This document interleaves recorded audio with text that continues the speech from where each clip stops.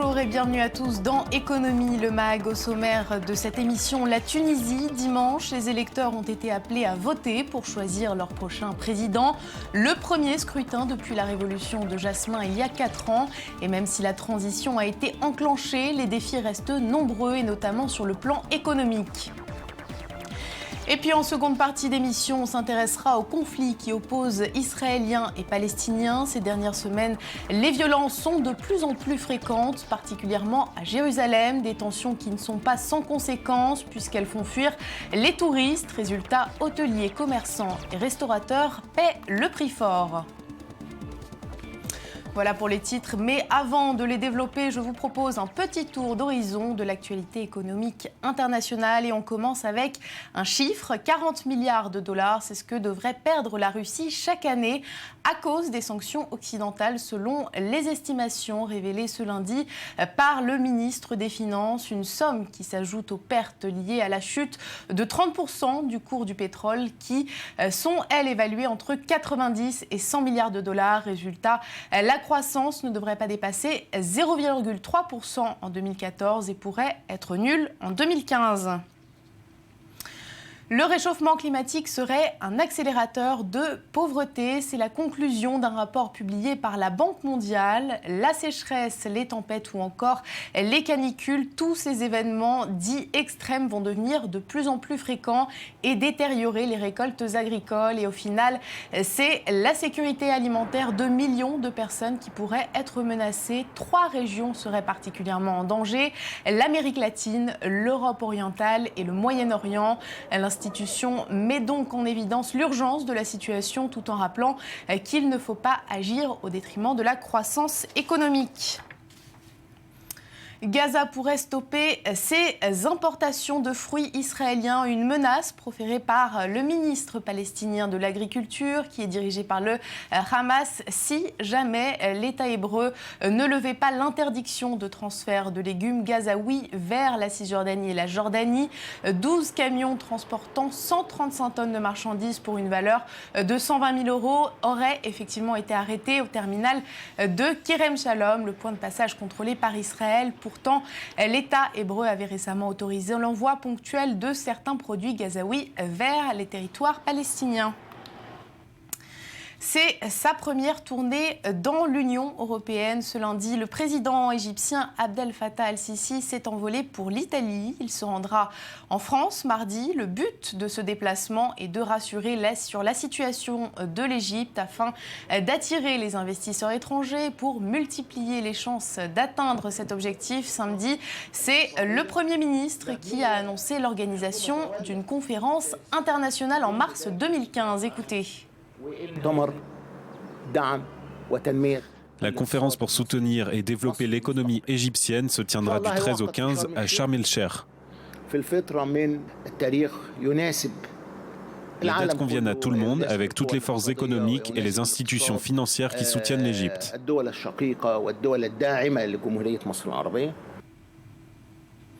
Gel des salaires et assouplissement des 35 heures, 2 mesures phares pour soutenir la croissance en France. Il s'agit de la conclusion d'un rapport commandé conjointement par la France et l'Allemagne et qui doit être présenté ce jeudi. D'après le magazine allemand Der Spiegel, à l'origine de ces révélations, le texte encouragerait Paris à flexibiliser davantage son marché du travail, alors que pour Berlin, il prodiguerait une hausse des investissements dans les infrastructures du pays. Il a tenu sa promesse. Pour la 3e fois en 3 ans, François Hollande s'est rendu à Florange ce lundi. Un engagement pris pendant sa campagne en 2012 et ce malgré la fermeture des hauts fourneaux d'ArcelorMittal en 2013. Avant ça, le président français a inauguré un centre de recherche et de développement dans la commune d'Oucange. Il en a profité pour s'exprimer sur le sujet. Écoutez-le. Aujourd'hui, je constate qu'il y a plus de 2100 salariés sur le site de Florange, qu'il y a des recrutements en contrat à durée indéterminée. Il y en a eu cette année et il y en aura en 2015. Et que le nombre des apprentis va être doublé.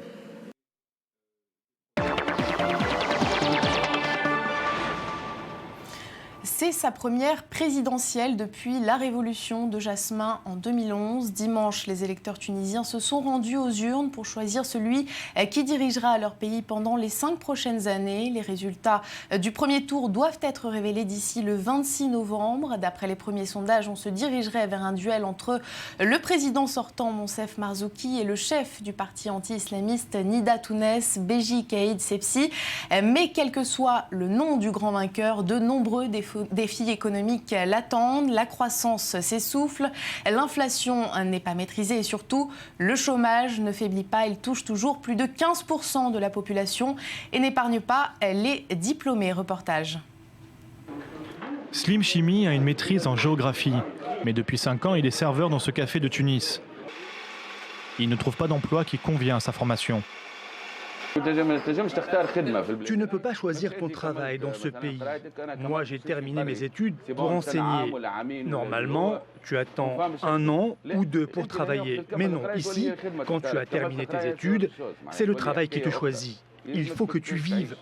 Moi, je travaille dans un café, mais il y en a qui travaillent dans la rue, à vendre des livres. D'autres travaillent dans la contrebande. Comme Slim, des milliers de Tunisiens ayant fait des études supérieures doivent changer de branche et baisser leurs attentes professionnelles. La majorité des emplois créés en Tunisie sont peu qualifiés, alors que 60 000 personnes sortent des universités chaque année, dans un pays où le taux de chômage frôle les 15% de la population active. Les gens qui ont des diplômes, après, se retrouvent dans des emplois, dans des compétences pour lesquelles ils n'ont pas été formés. C'est ce qu'on appelle l'inadéquation ou le sous-emploi, c'est-à-dire qu'ils se retrouvent peut-être dans des filières pour lesquelles ils ont été formés, mais à un niveau de compétences bien trop faible par rapport à leurs compétences. Près de 4 ans après la chute du régime de Ben Ali, aucune réforme économique majeure n'a été engagée. Et à la veille des élections présidentielles, la pression est de plus en plus forte sur les politiques. Ce n'est pas facile de créer cette valeur ajoutée en Tunisie parce qu'il a fallu passer par la formation de nos ingénieurs pour pouvoir ensuite développer des solutions à valeur ajoutée. Mais c'est des choses qui sont possibles. Ce qu'on souhaite, c'est que ce soit plutôt les autorités qui prennent en charge ces formations. Car pour beaucoup de Tunisiens, la révolution de 2011 avait porté les espoirs d'un meilleur avenir économique. Voilà, et pour approfondir ce sujet, nous sommes en ligne avec Fatih El Achab, professeur en sciences économiques en Tunisie. Bonjour. Bonjour. Alors on l'a vu dans le reportage, le chômage est toujours très élevé, même les diplômés ont du mal à trouver un emploi. C'est pourtant ce qui avait déclenché la révolution de Jasmin en 2011. Est-ce qu'on peut parler d'une révolution inachevée ?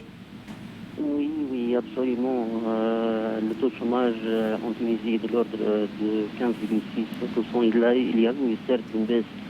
En 2011, le taux de chômage était de 18,9%. Après 3 années, il y a eu une certaine baisse. Mais cette baisse est plutôt une baisse artificielle dans la mesure où la création nette d'emplois était de 39 000 postes d'emploi seulement. Cette baisse, comme je viens de dire, est une baisse artificielle. Elle s'explique essentiellement par un retour à l'emploi. À la veille de la révolution, il y a eu plusieurs fermetures, plusieurs entreprises ont fermé leurs portes. Et après un certain temps, ces entreprises ont repris le travail. Et c'est ce qui a expliqué que cette baisse du taux de chômage. À cette reprise de l'emploi, il faudrait ajouter aussi l'effet immigration. Il y a un certain nombre de jeunes qui n'ont pas pu trouver d'emploi. Ici en Tunisie, ont choisi de migrer vers l'extérieur et faire leur vie ailleurs. Alors selon les statistiques... Donc, si l'intitulé même du dernier rapport de la Banque mondiale, la révolution inachevée, certes d'un point de vue politique, la Tunisie a pu s'en sortir en élaborant donc des élections présidentielles et législatives. Il y a eu une certaine dynamique de consolidation politique, mais d'un point de vue économique, les choses sont aussi... Tous les indicateurs macroéconomiques sont alarmants. Alors, selon les statistiques officielles, les investissements étrangers en Tunisie ont chuté de 12,5% sur les 10 premiers mois de l'année. Qu'est-ce qui fait peur aux investisseurs? Est-ce qu'ils craignent l'instabilité, l'insécurité en Tunisie? Oui, Selon mes statistiques, l'investissement direct étranger durant les 6 premiers mois de 2014 ont chuté de 26%. Donc, ceci pourrait s'expliquer essentiellement par d'abord l'instabilité politique et sociale, à laquelle on peut ajouter les attaques terroristes. Bien entendu, il y a une absence de visibilité de la part des investisseurs. Merci beaucoup Fatih El Achab pour toutes ces précisions. Est-on à l'aube d'une 3e intifada, des mosquées brûlées, des synagogues attaquées depuis plusieurs semaines? Les violences entre Israéliens et Palestiniens se multiplient et au cœur de ce conflit, Jérusalem désertée par les touristes qui ont peur. Une situation qui pénalise toute l'industrie touristique de la ville et dont les conséquences à long terme pourraient s'avérer désastreuses. C'est un reportage signé Anthony Lesme. En seulement un mois, 9 juifs ont été victimes d'attentats à Jérusalem, au cours desquels les 4 terroristes palestiniens ont été tués par l'armée ou la police israélienne. Depuis cet été, certains quartiers est de la ville sont régulièrement secoués par la violence.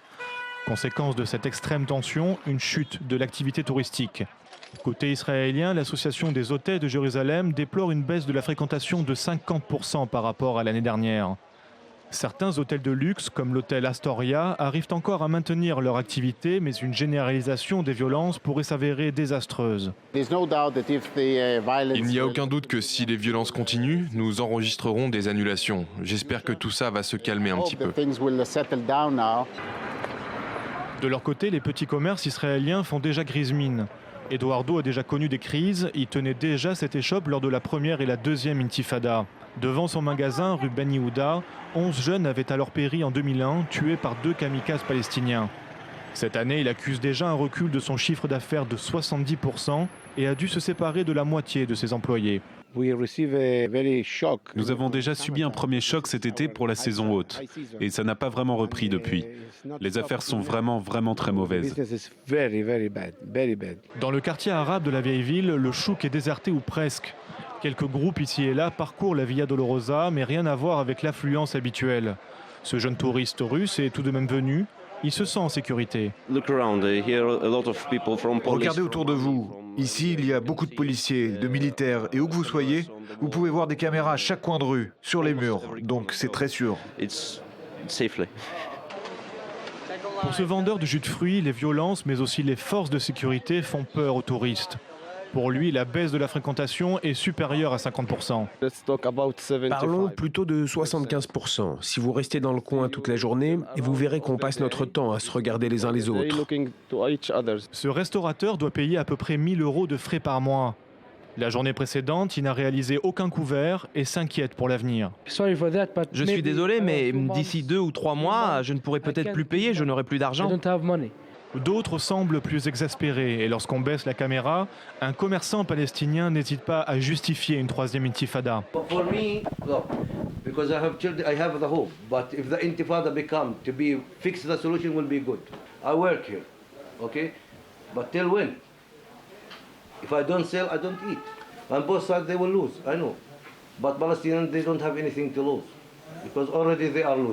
De ce climat naît depuis quelques semaines des tensions économiques pouvant créer de nouvelles frustrations et alimenter de nouvelles violences.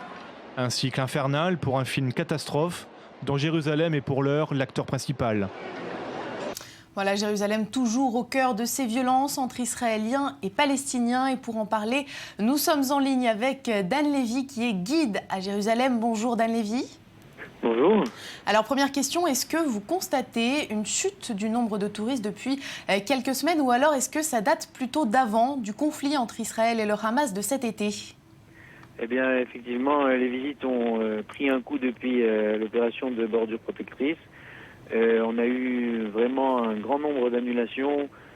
Des fois c'était des gens qui étaient de France, et des fois c'était même des touristes qui étaient déjà en Israël et qui annulaient leur visite.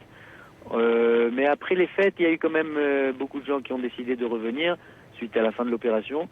Et depuis effectivement 3 semaines maintenant, on sent vraiment une grande peur, une crainte de venir à Jérusalem et de visiter les beaux endroits touristiques qui s'y trouvent. Alors on approche des fêtes de Noël où généralement les visiteurs sont nombreux à affluer à Jérusalem. À quoi faut-il s'attendre cette année ? Écoutez, ici en Israël, on vit au jour le jour. puisqu'il suffit de rien pour que, on va dire, on rentre en panique. Mais d'abord, le ministère du Tourisme essaye de prendre des mesures. On essaye de faire attention où est-ce qu'on amène les touristes et qu'il n'y ait pas de problème. Mais c'est vrai qu'on a beaucoup d'espoir concernant les fêtes de fin d'année et cette période de vacances qui s'annonce. Beaucoup de jeunes vont venir, que ce soit dans le cadre de groupes organisés ou même quelquefois dans des voyages organisés. Merci beaucoup Dan Lévy pour toutes ces précisions et c'est la fin de cette émission. Je vous donne rendez-vous demain à la même heure pour un nouveau numéro d'Économie le Mag. En attendant, l'information continue sur i24 News.